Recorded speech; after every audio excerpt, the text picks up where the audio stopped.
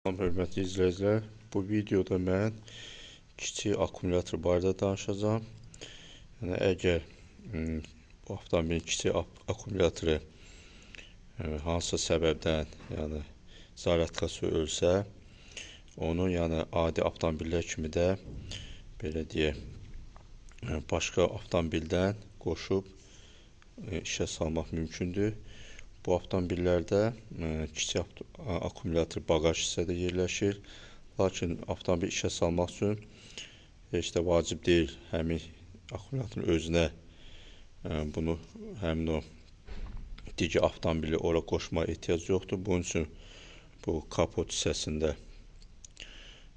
kapotun altında bir yer nəzərdə tutulub. İndi sizə onu göstərəcəm. Belə bir bu gördüyünüz kimi bu hissədə bu blokun içində burada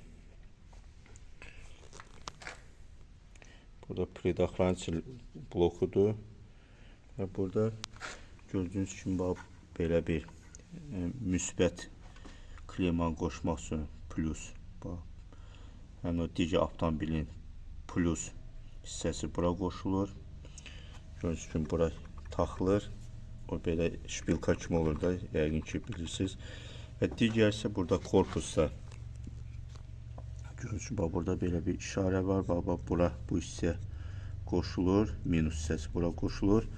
Və ondan sonra digər avtomobildən zaryadka verildikcə bunun da akkumulyator, yəni bir balaca zaryadka yığandan sonra artıq işlək vəziyyətə düşür. Çünki bu avtomobilin müəyyən funksiyalar üçün tək bu böyük bir maşının altında olan akkumulyator kifayət eləmir.